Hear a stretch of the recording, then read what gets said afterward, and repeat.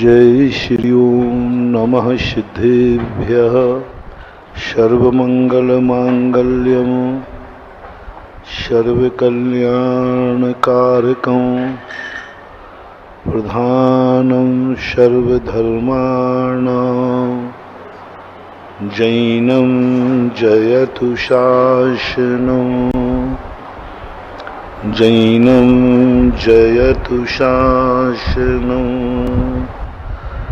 पंच परमेष्टि भगवान के आचार्य श्री गुरुवर कुंद कुंद महाराज के आचार्य श्री गुरुवर विद्यासागर महाराज के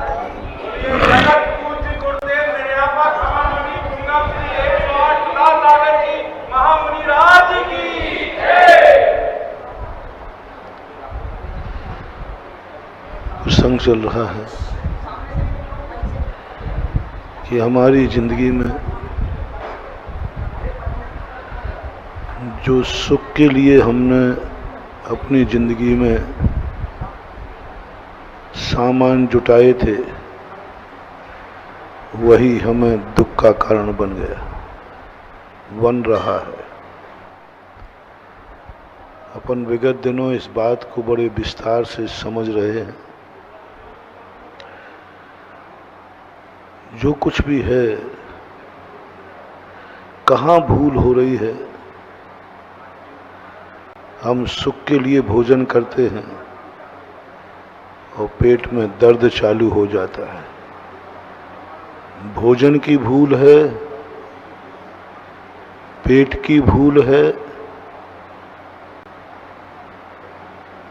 या फिर करने की भूल है, या कोई भूत है।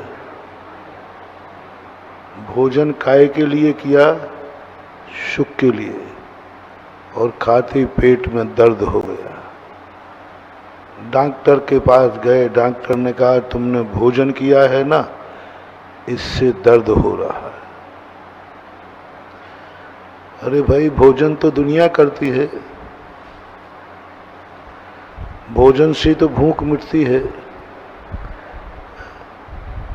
तो फिर क्या खाएं? कहाँ भूल हो रही है? प्रकृति ने भोजन बनाया है सुख के लिए और हम भोजन से दुखी हो गए। क्या करें? ऊपरी बाधा होगी, कोई भूत लगा होगा। यदि हमने जहर खा लिया और पेट में दर्द हो गया तो कोई बात नहीं, लेकिन हमने तो रोटी खाई है और दर्द हो गया। सेल्फास खाने वाले के पेट में जलन हो गई, कोई बात नहीं। तुमने तो बढ़िया कोल्ड ड्रिंक पी है और जलन हो गई, क्या बात है। ये है जिंदगी की ऐसी समस्याएं जिन पर दुनिया का दिमाग काम नहीं कर रहा है। जो चीजें धन सुख के लिए होता है, उसी धन ने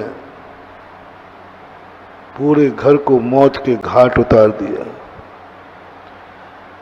राजस्थान में एक घटना घटी, बहुत बड़े आदमी के यहाँ धन था, बहुत अपार धन था, सब खुशी थे, बच्चे खुश थे, हमारे घर में खूब धन, महिलाएं खुश थीं, जो चाहे जब चाहे शॉपिंग करो, परिवार खुश था,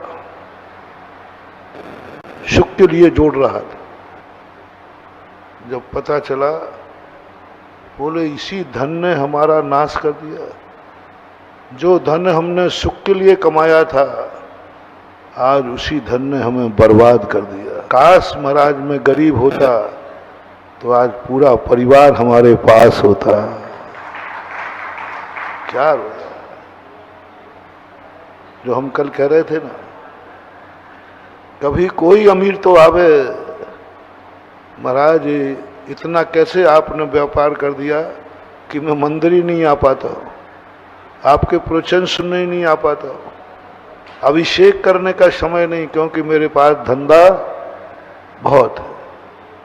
थोड़ा कम करो प्रभु, इतना तो कम करो कि मैं धर्म ध्यान कर सकूं। नहीं आए लोग, कोई नहीं आता। हर व्यक्ति ये कहते महाराज मेरा व्यापार ठीक नहीं चल रहा, आशीर्वाद दे। कोई नहीं आता महाराज मेरे पास बहुत अच्छा चलता, थोड़ा कम करो। हर व्यक्ति आता महाराज मुझे भूख ही नहीं लगती। कोई नहीं आता महाराज जी हमारी थोड़ी भूख कम कर दो ना। कोई नहीं। धन बढ़ाने को सब आते, धन कम करने को कोई नहीं आ रहा।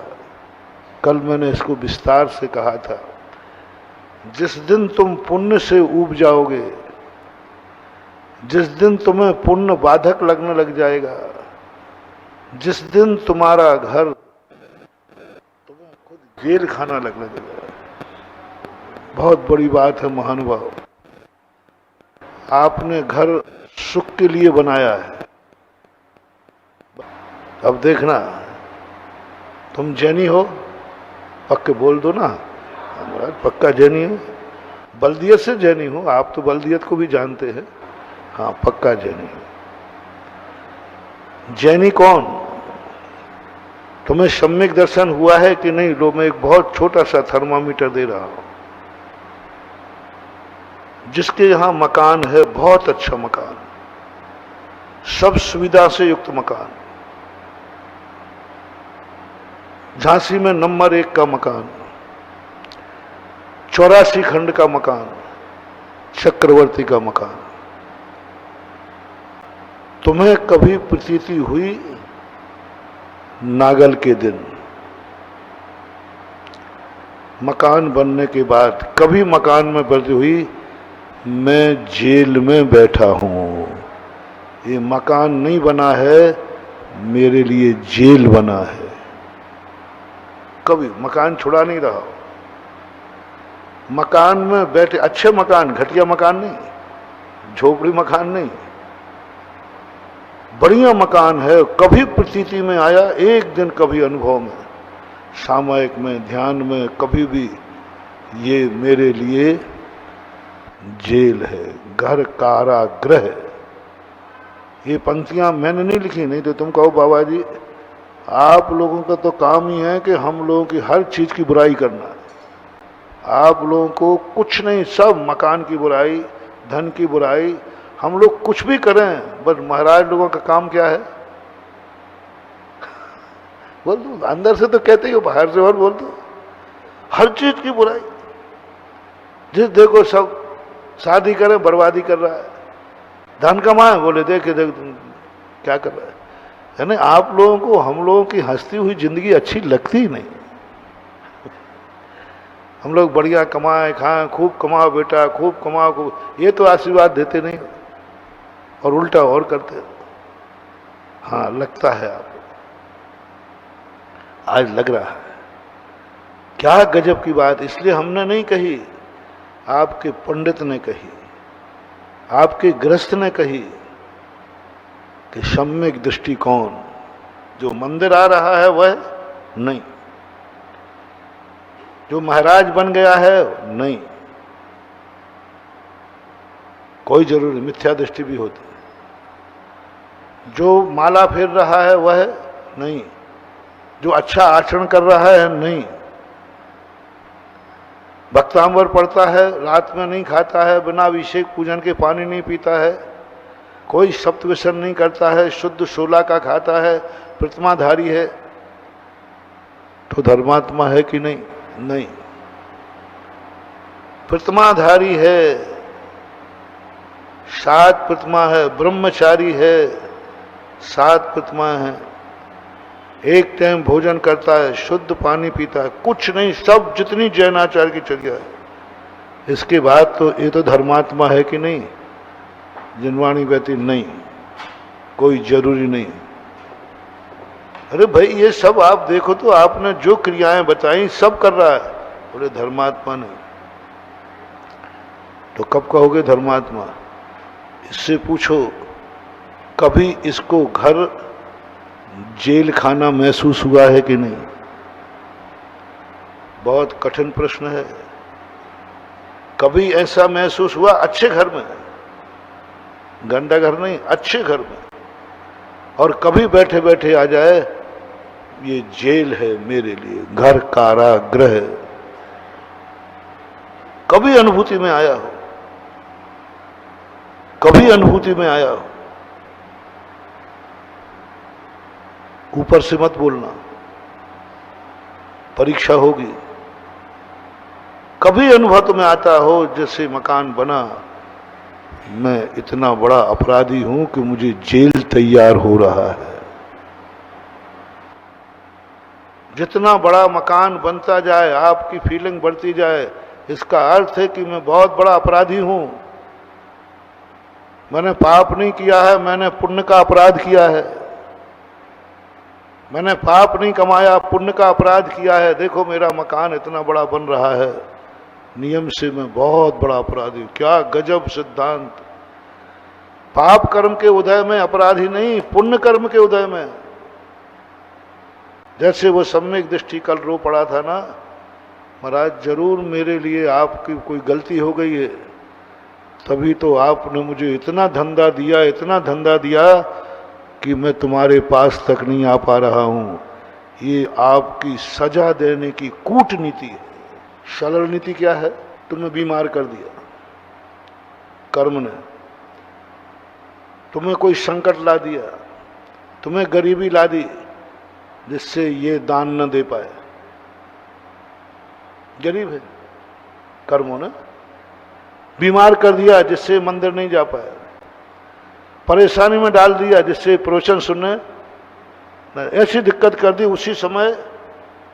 ये कूटनीति नहीं है, ये सीधा सीधा तुमने गलती दी, एक झापड़ मार दिया, बात खत्म हो।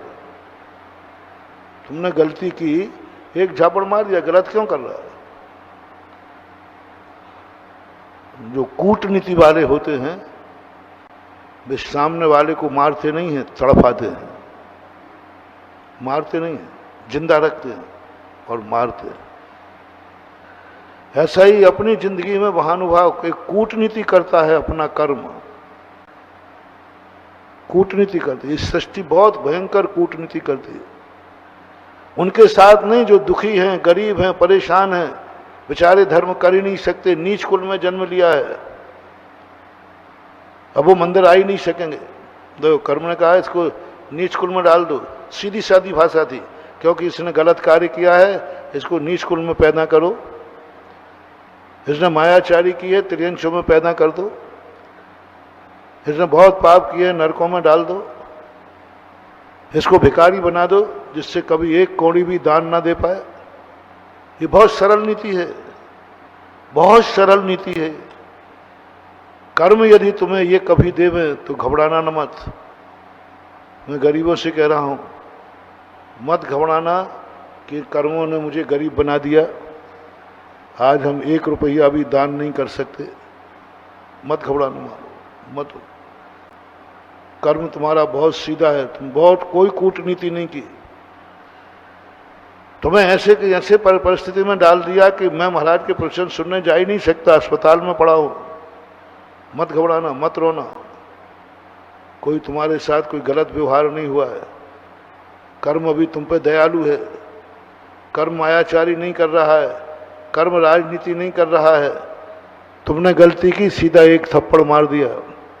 तुमने गलती की, जा आज तू मंदिर नहीं आ पाएगा, तेरे ऐसी बीमारी करता हूं, सिर दर्द, आज मंदिर नहीं आ पाएगा।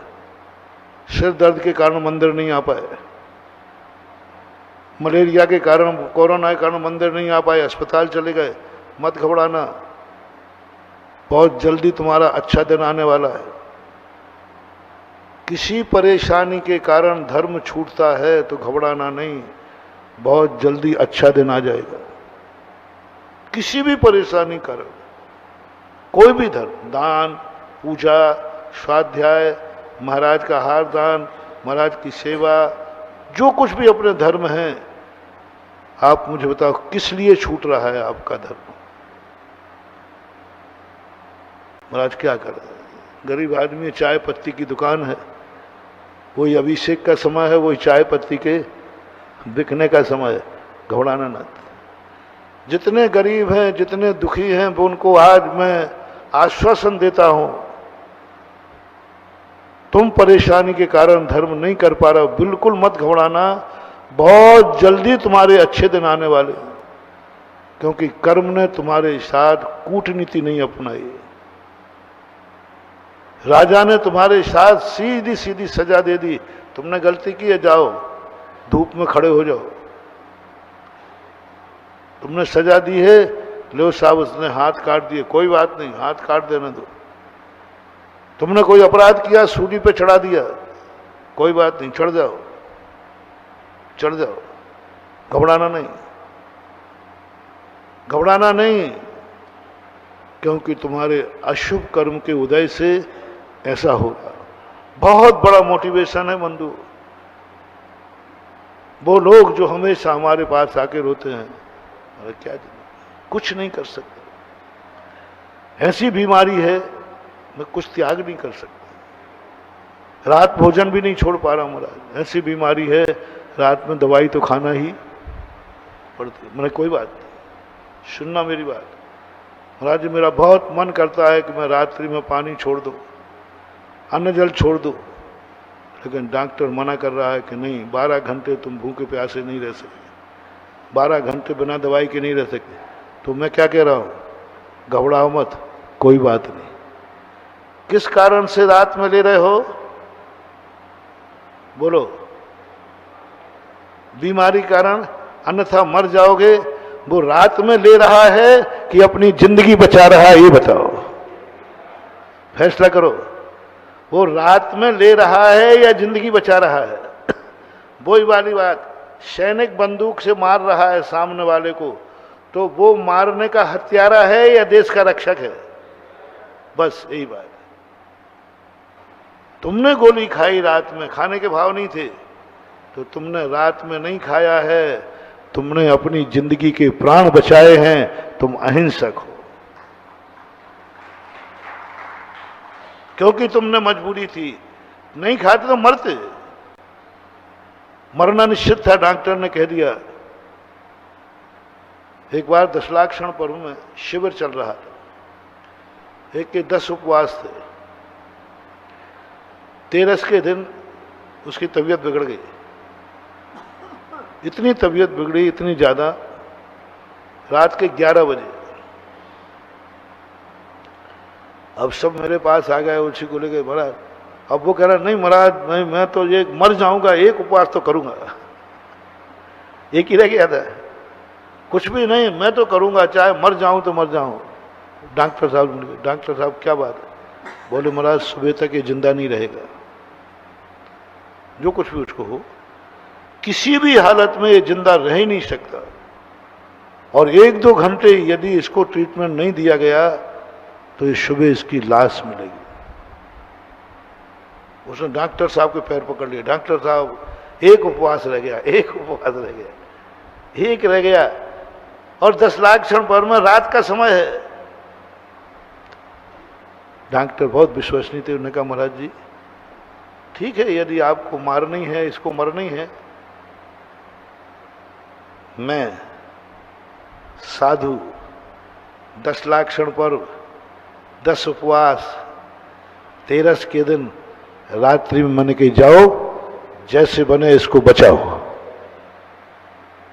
गृहस्थ था, कोई मुनि महाराज तो थे नहीं। अरे हमारे यहां तो मुनिराज का भी मुनि पद छुड़ा दिया जाता है। 2 बातें आ जाए, एक और मौत है और एक और मुनि पद है। मुनि पद पर रहेंगे तो मरेंगे और छोड़ देंगे तो बचेंगे।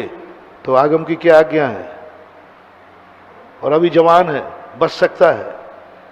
उसके लिए कहा कि जब तुम मुनि पद छोड़ो या ना छोड़ो, मरना तो है ही। तो फिर कहा कि मरना ठीक है, लेकिन सामने वाला कह रहा है कि तुम महाराज बच जाओगे, पक्का है, गारंटी दे रहा है, और नहीं किया तो मर जाओगे। हमारे संघ में कम से कम ऐसे, क्योंकि बड़े संघ में ज्यादा नंबर आएंगे कि कम, 8 से 10 मुनियों की पिछियां रखवाली आते रहेंगे, जाओ पिछी रखो, जिंदगी बचाओ। अरे दुर्लभता से मुनि मिलता, मरूं तो मर जाऊं, उम्र क्या है। हमारे संघ में प्राय जितने साधु प्रवेश करते हैं 20 से 22, 23, 25 साल के बीच के ही हैं। छोटी उम्र में। अब इस उम्र में ऐसी बीमारी है कि दवाई कराओ तो बचोगे, नहीं तो मरोगे। आचार्य ने कहा नहीं, जैन धर्म मरने के लिए नहीं है, जियो और मुनि पर छोड़ के चले गए। शमंत्रभद्र महाराज पूज्यवर 2000 वर्ष पहले उनको ऐसी भस्मक व्याधि बीमारी हुई जिसका भोजन मुनि पद पर नहीं दिया जा सकता। उसमें दिन भर खाना पड़ता है, गरिष्ठ खाना पड़ता है, जो डालो वो सब भस्म होता है, शरीर में आग लगती है, एक बीमारी होती है, ऐसे लगती है जैसे अंदर आग जल रही हो। तो उसे बार बार चिक्कण घना खाना पड़ता है, मोटा मावा मिष्टान घी, और एक बार नहीं। शमंत्रभद्र महाराज ने गुरु के पास पहुंचे, गुरु महाराज मैं समाधि लेता हूं, समाधि लेता हूं। शमंत्र कुमार मुश्किल से 30-35 वर्ष की थी। गुरु ने कहा समाधि लेता हूं, क्यों? बोले ऐसी ऐसी स्थिति है, अब कोई उपाय नहीं है, मुनि पर छोड़ दो। गुरु महाराज मुनि पर छोड़ दो? जन्म जन्म के पुण्य से तो मुनि बना हूं, मुनि पर छोड़ दूं? मरूं तो कल मरूं तो आज मर जाऊं, क्या फर्क पड़ता है? गुरु कहते नहीं शमंत्रभद्र, तेरे से बहुत बड़ी प्रभावना होने वाली है, तू जैन धर्म का झंडा ऊंचा करेगा, तेरे कारण से बड़े बड़े राजा महाराजा मुनि बनेंगे तेरे हाथ से। छोड़ दे मुनि पद। एक मुनि पद छोड़ने पर 700 मुनियों की जिंदगी बचती है, तो क्या करना चाहिए? नीति है एक परिवार को बचाने में एक व्यक्ति मरेगा, पूरा परिवार बच जाएगा। एक व्यक्ति मरेगा लेकिन पूरा परिवार बच जाएगा, क्या करना चाहिए? जल्दी बोल। एक परिवार मरेगा, पूरा गांव बच जाएगा। तो एक परिवार की नीति कह रहा हूं, नीति अनुमति। एक गांव बचेगा, पूरा प्रांत बच जाएगा।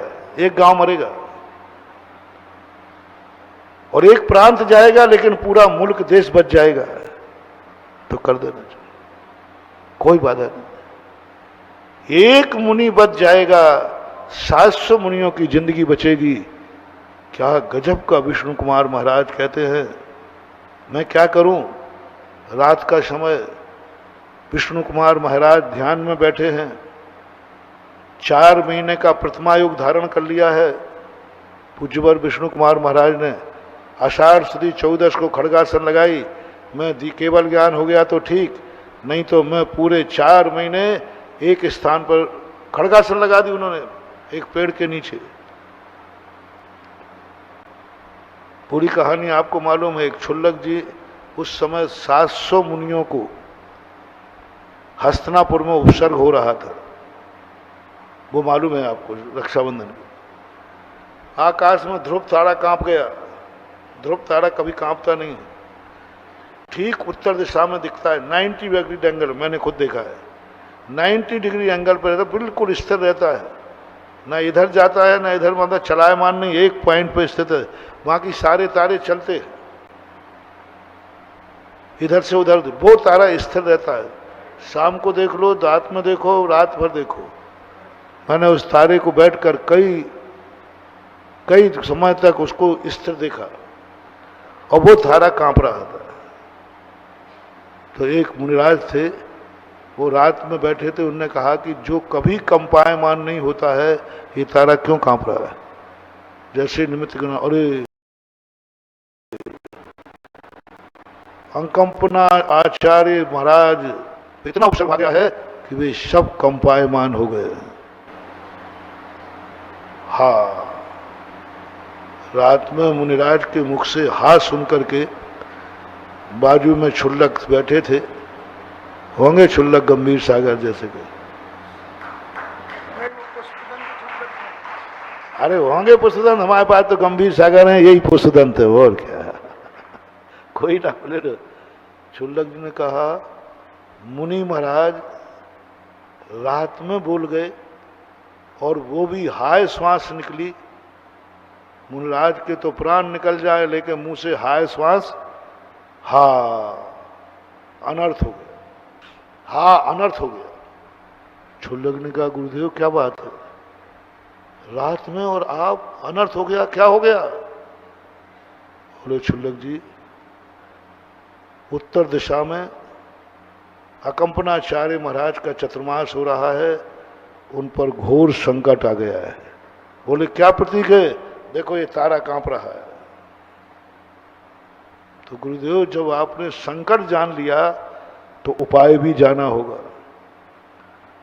बोले छुल्लक जी, इसका जो उपाय है वो उपाय काम में नहीं आएगा। बोले उपाय है? बोले है। विष्णु कुमार मुनि महाराज हैं, वो ही मात अभी पूरे आर्यावर्त में एक ही मुनिराज हैं जो इस उपसर्ग को दूर करने में समर्थ है, और कोई नहीं बचा सकता 700 मुनियों को। तो वो उनके जाता हूं मैं, वो नहीं उठेंगे। वो प्रतिमा योग धारण करके बैठ चुके हैं दिवाली तक के लिए। वो निरीह भित्ति हैं, वे अपने शुद्ध उपयोग में लीन हैं, उनको कुछ खबर नहीं है, इसी भाव में उनको मोक्ष होना है। छुल्लक जी कहते हैं आप नाम पता बता दीजिए वो कहाँ है, फिर बाकी मैं निपटाऊंगा। छुल्लक जी विद्याधर थे, उनको आकाश गामनी विद्या सिद्ध थी। गुरु ने बता दिया फलाने पर्वत पर फलाने पेड़ के नीचे विष्णु कुमार मुनिराज ध्यान में बैठे हैं। लेकिन छुल्लक जी व्यर्थ में जाना है, वो संकल्प करके बैठे कि मैं दिवाली के पहले उठूंगा ही नहीं। कौन हिलाएगा उनको? छुल्लक ने छोड़ मर गुरुदेव, आप तो हमें दे दिया, नमोस्तु किया, और रात में छुल्लक जी चल पड़े और पहुंच गए महाराज के पास। विष्णु वहां तो ध्यान में बैठे, हिला दिया, पकड़ के हिला दिया, पैर हिला दिए विष्णु कुमार महाराज के, हिला दिया, बिल्कुल समझते हिला दिया, उठो उठो उठो उठो। तो महाराज और बैठ गए, सकता है कोई उपसर्ग करने वाला आया है। लेकिन इतना हिलाया तो महाराज की भी आंख खुल गई, ये तो छुल्लक दिखता है, छुल्लक दिखता है। छुल्लक हमें, छुल्लक तो हमारी जात के अनंत त्यागीवती जैन है, ये क्यों उपसर्ग करेगा, क्यों उठा रहा है? उठो उठो, ध्यान का समय नहीं। महाराज ने आंख खुले, हूं वो नहीं चलेगा, आप पहले उठिए, मेरी बात सुनिए, मैं छुल्लक हूं, आपका दुश्मन नहीं है।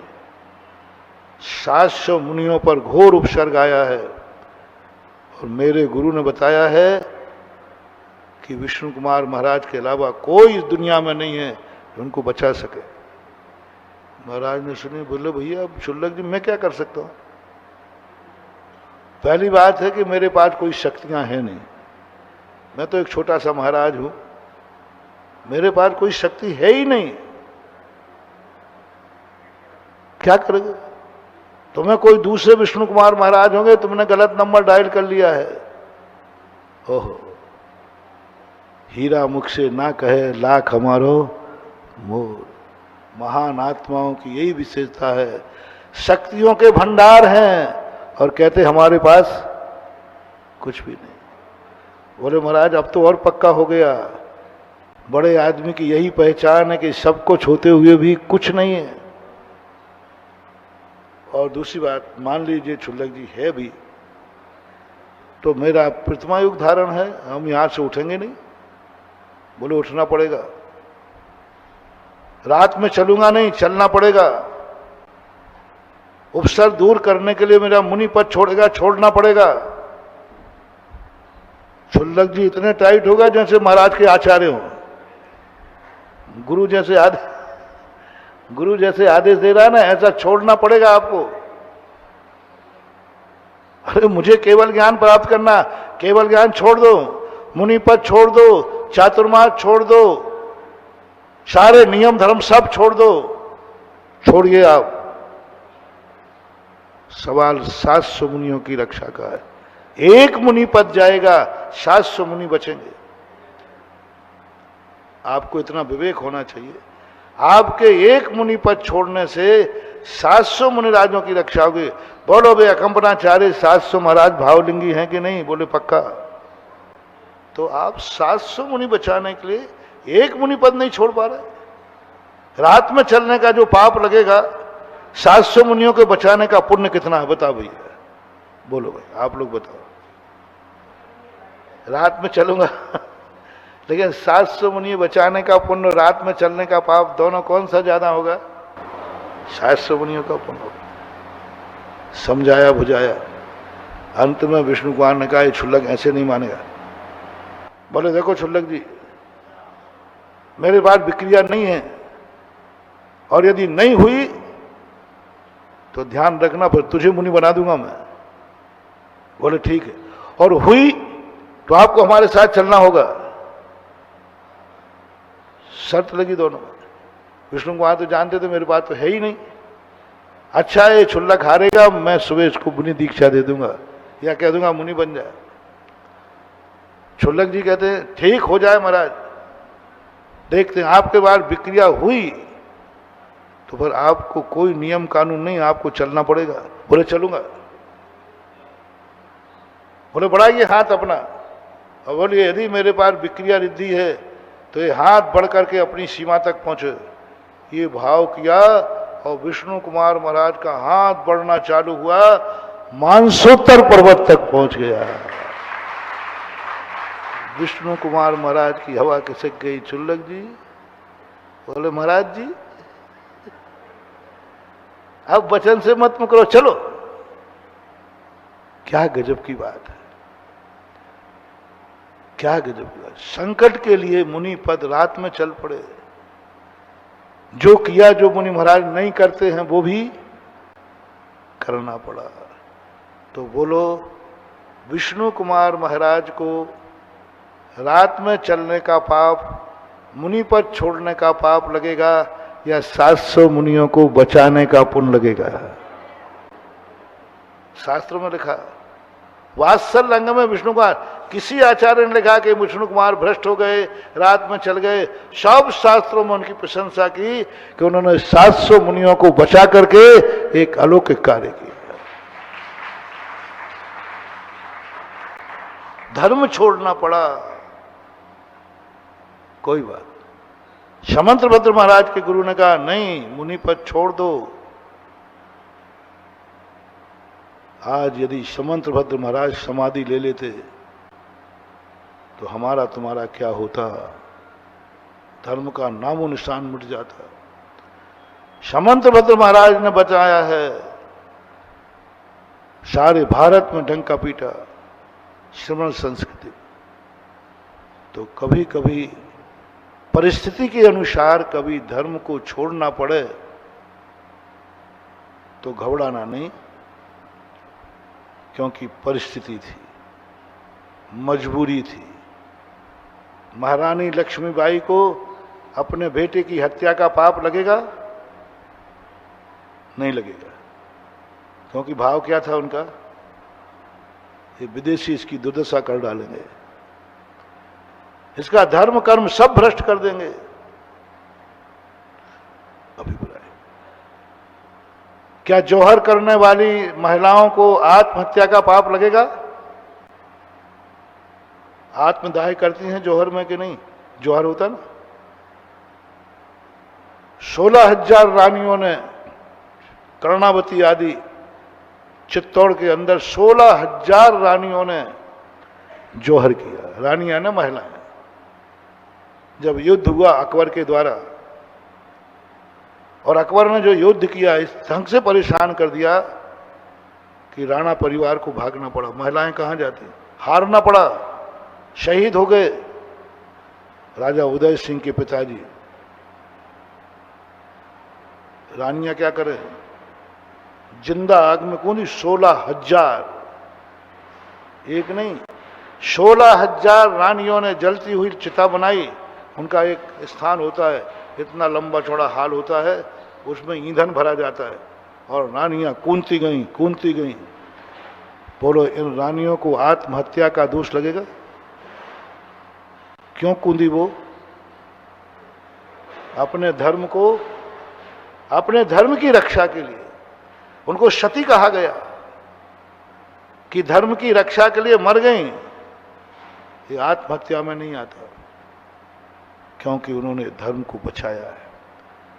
इसलिए मैं आप लोगों से कह रहा हूं, किसी कठिन परिस्थिति के कारण, विपरीत परिस्थिति के कारण आपका धर्म छूट रहा है, आपको कुछ ऐसा गलत करना पड़ रहा है जो आपको करने योग्य नहीं है, घबराना मत, कोई बात नहीं, प्रायश्चित थोड़ा मिलेगा, ठीक हो जाएगा। ऐसा कार्य तुम्हें करना पड़ा जो तुम्हारा त्याग था, लेकिन तुम्हें बचाने के लिए करना पड़ा, कोई बात नहीं, अन्ना उपाय नहीं था, मर जाते,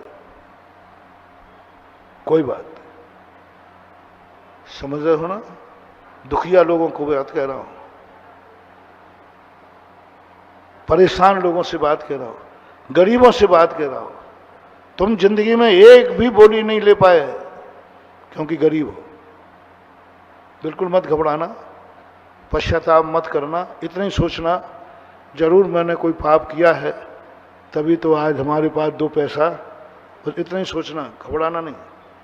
तुम्हारे अच्छे दिन बहुत जल्दी आएंगे, अच्छे दिन आएंगे, बस इतना ही सोचना कि मेरे ने कोई पाप किया होगा कि आज मैं गरीब हूं। देखो हमारे यहाँ विधान हो रहा है, पंचकर्णक हो रहा है, महाराज पधारे हैं, लेकिन मैं कुछ नहीं ले सकता हूं, बस इतना पश्चाताप कर लेना, आपके अच्छे दिन आने वाले। आज मैं बीमार हो गया, देखो मैं कोरोना में मंदिर नहीं जा पा रहा हूं, कोई बात नहीं, कोई बात नहीं, कोई दोष नहीं लगेगा तुम्हें, थोड़ा सा प्रायश्चित होगा, क्योंकि बीमारी कारण मंदिर, कर्फ्यू लग गया, मंदिर नहीं जा सकते हो, कोई बात नहीं। कर्म की मार से, किस्मत की मार से, दुश्मन की मार से, अशुभ कर्मों की मार से यदि तुम्हें कुछ गलत करना पड़े और अच्छा छोड़ना पड़े तो तुम्हारे लिए कोई बात नहीं, कोई बात नहीं। लेकिन जिसकी मैं तुम्हें चर्चा कर रहा हूं, पुण्य के उदय से, अच्छे उदय से, व्यापार अच्छा चल रहा है इसलिए मंदिर नहीं जा पाए, गलती मत कर देना, गलती मत कर देना, बहुत बुरे बर्बाद हो गए, ऐसे बर्बाद हो गए कि तुम धंधा करने लायक भी नहीं रहोगे, क्योंकि पुण्य के उदय में तुमने धर्म छोड़ा है। हम लोग बड़े आदमी के पीछे क्यों पड़ते हैं? आप लोग नहीं जानते मेरी मोनोपोली, आप नहीं समझ रहे प्रकृति की कूटनीति, ये सबसे बड़ी कूटनीति है, इसको कैसे रोकूं? इसने इतना पुण्य किया है, इसको धन तो देना ही पड़ेगा, इसको धन तो, क्योंकि मजदूरी की है, लेकिन ये पापी का धन यहां लगना नहीं चाहिए। ये पापी को धर्म से वंचित कैसे करूं? देखना, आप कूटनीति है, कैसे करूं, कैसे करूं? धर्म कहता है इसको इतना धंधा दो, इतना व्यापार दो, इतने ग्राहक दो, सुबह उठते ही इसको चारों तरफ से ग्राहक फोन आ जाए, जिससे ये मंदिर ही ना जा पाए। ये है कूटनीति प्रकृति की। हम साधुओं को कहा गया, एक और गरीबों के 100 लोग बैठे हैं और एक अमीर आया है, दोनों को धर्मात्मा बनाना है, दोनों को धर्मात्मा बनाना है। हम गरीबों की तरफ देखेंगे भी नहीं और अमीर को बुला के बैठा लेंगे, आओ साहब। गरीब हम लोगों से बहुत परेशान रहते हैं, आचार सी से तो और ज्यादा। आजकल तो टाइटल बन गया है, कहते कहते कहते कहते कहते वो तो अंदर तो जो है तो वो तो मैंने पढ़ ही लिया ना। भैया महाराज के पास यदि जाना है, पहुंचना है, समय लेना है तो पैसा है तो जाओ, नहीं तो वहां भी कोई पूछने वाला नहीं है। 2, 5, 10 लाख दान को हो तो महाराज के पैर छू पाओ, और महाराज हाथ उठा दे, एक आध करोड़ हो तो रेट लगा रहा हूं, रेट रेट रेट रेट बता दो। एक आध लाख दो तो शायद महाराज के पैर छूने, और 2, 5, 10 लाख दो तो शायद, 1 करोड़ दो तो शायद, और 1 करोड़ से ऊपर दो तो महाराज बात भी कर लेंगे, समय भी दे देंगे। और ज्यादा दो तो मैं थोड़ा सामयिक का समय कट करके तुम्हें दे देंगे, लेट भी आओगे तो चलेगा। महाराज जी फलाना सेठ आ रहा है, 10 करोड़ रुपया दे रहा है, और मेरे सामयिक का समय, महाराज ओनली 2 मिनट, महाराज 2 मिनट 2 मिनट करके देखना चाहिए। थोड़ा मजे ले लो, थोड़ा मजे ले, जो है तो है, क्या बात हो गई, उसको छुपाना क्या। महाराज जी देखो मैंने पिछली ले ली, मैं शाम, महाराज जी देखो वो गेट तक 2 मिनट मार करके देखना, मैं रुक जाऊंगा मैं रुक जाऊंगा 2 मिनट क्या, 2 के बाद 5 तो हो ही जाएंगे। तुम्हारी क्या धारणा बनेगी। और उसी 1 घंटे पहले एक गरीब आया था, 100 लोग थे गरीब। उन्होंने कहा महाराज जी बहुत परेशान है, बहुत गरीबी है, कुछ भी नहीं है, मेरे पास कोई टाइम नहीं है, अभी सामयिक का टाइम नहीं हुआ तो भी कहते मेरे टाइम हो रहा है सामयिक का। महाराज जी अभी तो 11:30 बजे, कह दिया ना टाइम, मेरे पास कोई टाइम नहीं। महाराज जी आपको कुछ नहीं करना, बस पैर नहीं छूना, कोई टाइम नहीं है, नो टाइम। महाराज जी थोड़ा इतना कर दो ना, मैंने कह दिया ना मेरे पास टाइम नहीं है, 2 शब्द बोल दो ना, कह दिया ना मेरे पास टाइम नहीं है। अरे इतना टाइम नहीं है, इतना बोल रहा है, इतने में बोल दो ना आशीर्वाद। ये तुम नाटक करके देख लेना एक आध बार, आचार्य की बात करने की अपेक्षा मेरे ही पास कर लेना। और चेला तो मैं उन्हीं का हूं, तो सैंपल यहां ले लेना, प्रैक्टिस। कम्युनिस्टों ने यही तो किया, गरीबों को भर दिया, लूटो अमीरों को, मारो अमीरों को। भूखा व्यक्ति दूसरे की थाली उठा के रोटी खा रहे हो तो कोई पाप नहीं है, गरीब अमीरों को लूट लेवे तो कोई पाप नहीं है, क्योंकि गरीब है। कम्युनिस्टों ने चोर बनाए, अत्याचार फैलाए। काल ने कहा कि नहीं, तुम तो लूटो, छीनो, लगा दो, तो गोदाम में तोड़ दो, जाओ, कोई पाप नहीं है, क्योंकि भूखे हो तुम। गरीब बातें आ गए। गरीब ने कहा कि मार्क्सवादी काल तो हमारा मसीहा है, हमारे पक्ष में है, और कह रहा लूटो गरीबों को। गए गरीब लौट करके अमीरों की बस्तियों में, अमीर अमीर है महान हुआ, उसने एक फोन कर दिया और पुलिस की छावनी बन गई, और जो धुलाई हुई गई, तभी तो पेट की ठीक पीठ और बराबर हो गई। पिट के लौटे, पिट के लौटे, जेल में सड़े, चोरी करते पकड़े गए। अमीर आदमी से कभी भिड़ने की चेष्टा मत करना। किसी भी क्षेत्र में यदि अपन से कोई बड़ा है, महानुभाव, कितना भी दुख उठा लेना, उससे टकराने की चेष्टा मत करना, कभी मत करना, कभी मत करना, भूल कर नहीं करना, सिद्धांत के अनुसार भी, क्योंकि वो तुमसे बड़ा है। कुछ तो उसने अच्छा किया है, तब तो वो तुमसे कुछ तो किया है, टकराना नहीं। एक उदाहरण दे देता हूं, समझ में आ जाए। हाईवे पे चल रहे हो, साइकिल पे, पीछे ट्रक आ रहा है, वो हार्ड हो जा रहा है, बजाता रहा, तेरे बाप का रोड है, मैं तो यहीं चलूंगा।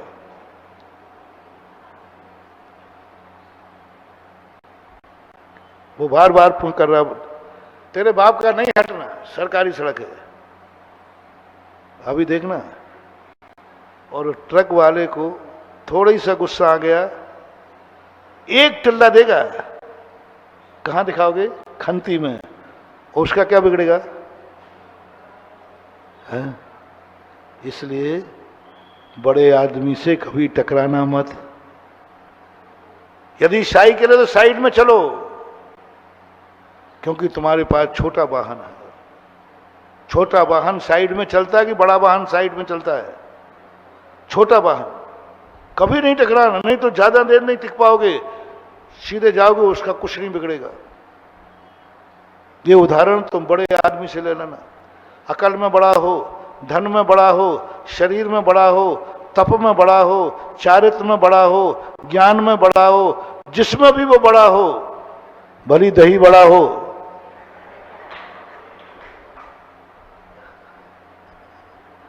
बड़ा शब्द है टकराना नहीं। एक सूत्र लो, मोटिवेशन।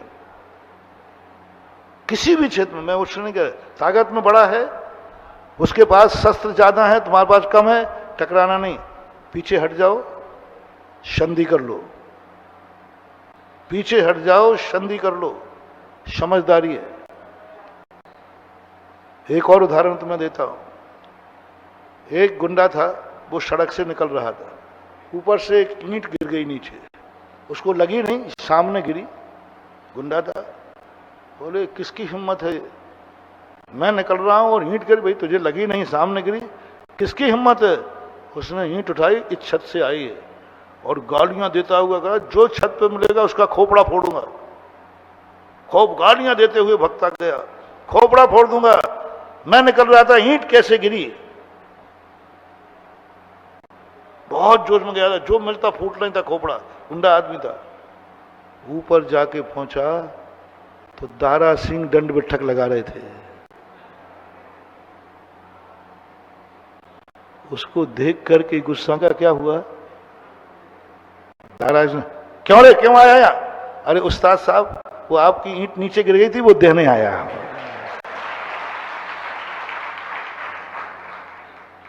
हम जानते थे कि आप लगा रहे हो तो आपको कमी जाएगी, तो इसलिए ईंट देने आया हूं। बोलो, इसके जो गुस्सा गायब किया, ये ठीक किया कि गलत किया? बोलो बनियाई वृत्ति बोलो। और ठीक नहीं करता तो अभी तो ईंट गिरी थी, वो ऊपर दारा सिंह था, उठा के फेंक देता नीचे। बोले ले अभी ऊंट गिरी है, ईंट गिरी है, अब तू भी। तो उसने बड़ी समझदारी की कि साहब मैं तो ईंट देने आया हूं। उस्ताद साहब, ये नीति सीख लो, ये नीति सीख लो आप अपनी जिंदगी में। कभी अपने से बड़े से टकराना नहीं, कितना अपमान हो, कितना पीछे मुड़ना पड़े, कितने पीछे चलना पड़े, अपने से बड़े से टकराना नहीं। उनके माँ बाप को मार रहे हैं, चाबी लाओ चाबी लाओ, वो चाबी देने को तैयार नहीं। मैंने पहले ही तुमसे कहा, बलवान से कभी भिड़ना नहीं, लेकिन तुम भिड़ जाते हो। वो मार, एक ने चाकू ही निकाल लिया, देता है कि नहीं देता? इतना बच्चे की नींद। बच्चा था, अंकल अंकल आप मेरे मम्मी पापा को क्यों मार रहे हो? बोले चाबी नहीं बता रहे हैं कि सामने धन कहाँ रखा है। अच्छा इसलिए मार रहे हो आप? बच्चे का करंट माइंड देखना। 12 साल का लगभग बच्चा था, मैं वहीं था, 96 की बात है, चतुर्मास हो रहा था। करंट देखो। बोले इसलिए मार रहे हो कि मम्मी पापा चाबी नहीं दे रहे थे जोड़ी की? हाँ बेटा।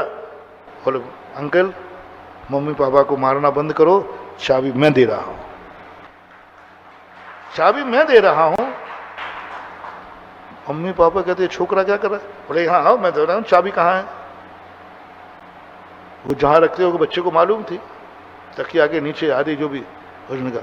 बोले पर देखो आपको धन चाहिए ना, मेरे मम्मी पापा को मारना मत, ये चाबी पकड़ो, जितना चाहिए उतना निकाल ले जाओ। खोलकर पूरी तिजोरी अपने सामने उठवाई बच्चे ने, पूरी तिजोरी, और बोले जो चाहिए आपको ले जाओ, मैं पर मेरे मम्मी पापा को मारना मत। सुबह हल्ला हो गया, बेटे ने चाबी देकर खिलाया। चोर पकड़े गए 8-10 दिन बाद। चोरों ने कहा कि मैं इन दोनों को मारता, बेटे को मार, पूरे परिवार को मारता, मारने की तैयारी कर ली थी, और धन भी ले जाता और प्राण भी लेके जाता। इस बच्चे की बदौलत हमने इनको छोड़ा है। बच्चे का इंटरव्यू हुआ। बोले बस मेरे मन में एक ही भाव आया, मम्मी पापा जिंदा रहेंगे तो धन फिर भी आ जाएगा, और मम्मी पापा चले जाएंगे तो धन का मैं क्या करूंगा? ये धन दौलत मेरा सब बचा भी रह जाएगा तो मेरे क्या काम का है, और मम्मी पापा रहेंगे तो हमारा सब कुछ चला जाएगा तो भी जो उसको बहुत बड़ा राष्ट्रीय पुरस्कार दिया था उस बच्चे को। बोलो भैया, उस बेटे ने सही किया कि गलत है? समझदारी, क्योंकि वो तो चोर है। मार दे उनको, क्या ना 2 मिनट में निपटा देंगे। कौन, तुम भिड़ ही नहीं सकते उनसे, वो तो तैयारी में है। उसने माँ बाप को बचा लिया, धन भी लौट आया और माँ बाप भी बच गए। कितनी कीमत है एक बेटे की। अब एक और पूछ लो, आपके श्रीमान जी की कीमत कितनी है? तुम चुप रहना थोड़ा। कितने में दे दोगे उनको? मांग लो, जो मांगना करो, मांगो आज कि महाराज जी हमारे श्रीमान जी को ले जाओ, दिलवा दो, बस इतने रुपया मिलना चाहिए। 1 लाख, 2 लाख, 1 करोड़। पता तो करूं तुम्हारे पति की कीमत कितनी है। कितने में दे दोगे ये?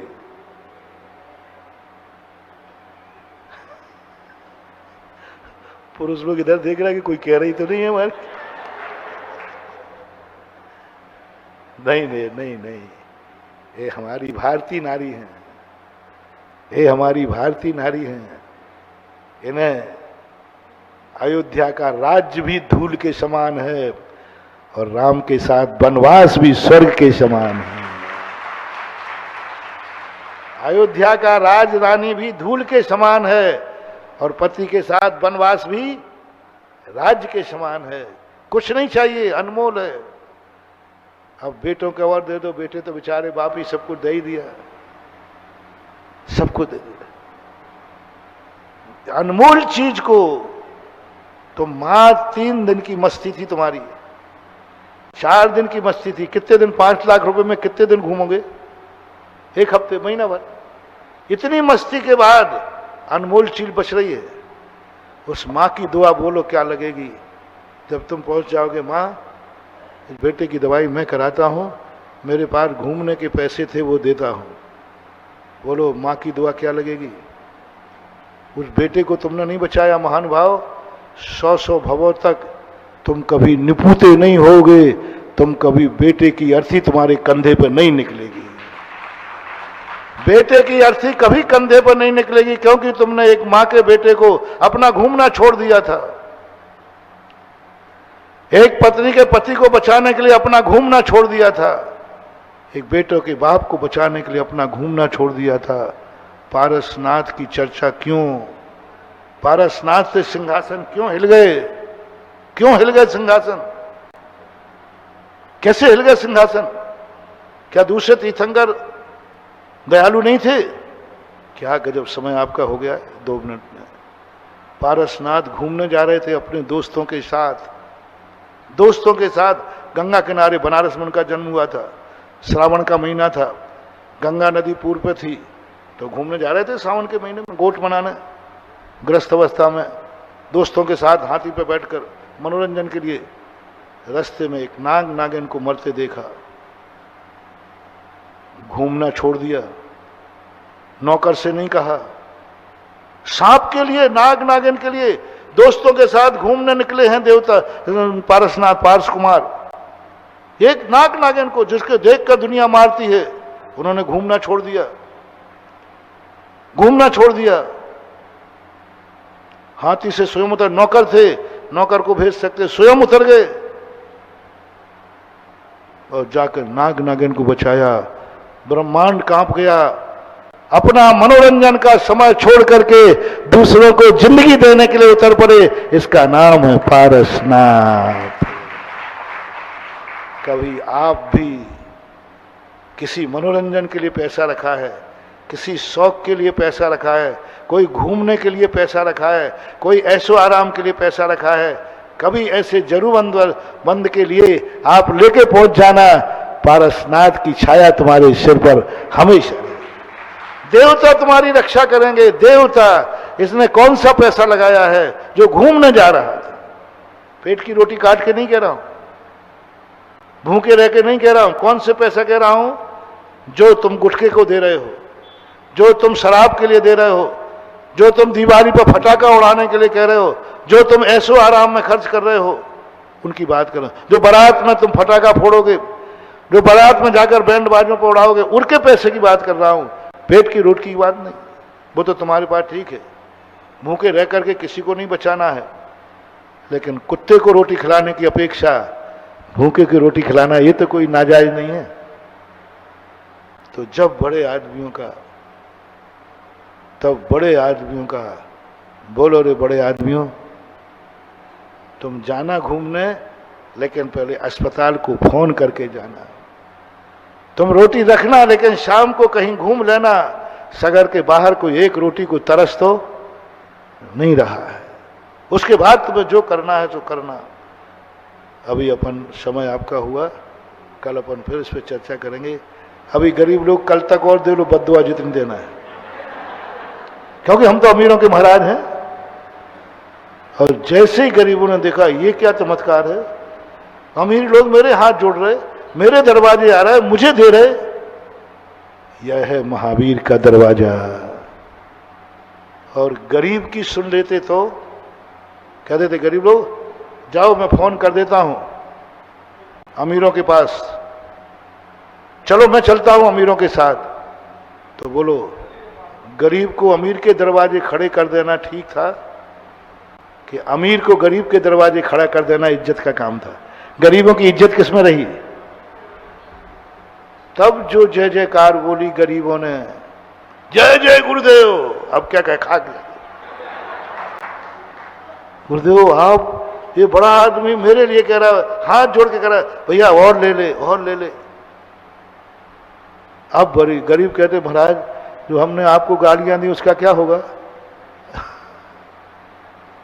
थोड़ा समझो, बड़े आदमी यदि गरीब की नहीं सुन रहे हैं तो उसमें भी गरीब का हित ही है।